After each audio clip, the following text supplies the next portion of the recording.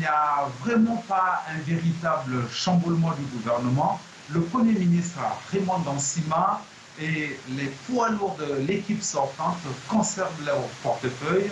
Les ministères de souveraineté restent entre les mains des proches du général Oligui Nguema. C'est le cas à la Défense avec le général du corps d'armée Brigitte Onkanoa.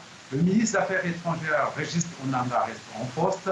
Idem pour celui du pétrole Marcel Adeke et le ministre du budget Charles Mba qui a en plus le portefeuille de la dette.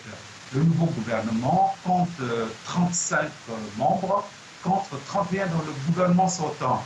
Il y a 10 nouveaux, parmi lesquels le ministre de l'économie, Marc Toumba, qui remplace à ce poste Maïs Mouissi, qui a été muté au ministère du Climat et de l'Environnement. Il y a 11 femmes contre 9 dans le gouvernement sortant. 6 ministres ont quitté le gouvernement. Et pourquoi ce remaniement maintenant, à 6 mois des élections?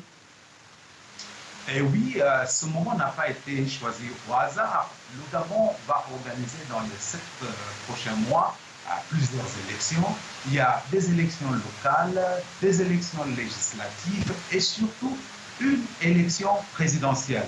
Tout porte à croire qu'il ne s'agit pas d'un gouvernement de développement, mais surtout un gouvernement mis en place pour préparer les prochaines élections.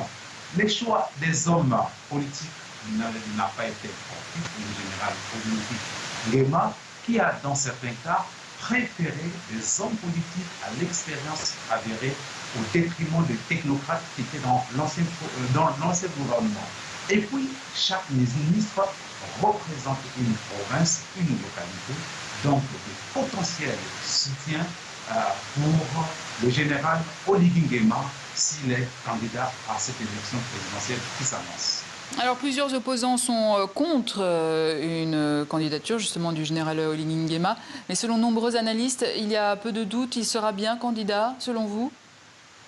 Oui, en tout cas, lui, Oligui Nguema reste silencieux, il ne rentre pas dans ce débat, mais tout porte à croire qu'il pourrait être candidat à cette élection. Tenez, lorsqu'il a prononcé son discours d'investiture, c'était en septembre 2023, il avait lui-même dit « Je laisserai le pouvoir aux civils après avoir organisé des élections libres, transparentes et crédibles. » Mais attention, peu avant ce discours, il avait laissé écrire dans la charte de la transition que seul le président de la transition peut être candidat à la prochaine élection présidentielle, mais pas les autres dirigeants de la transition.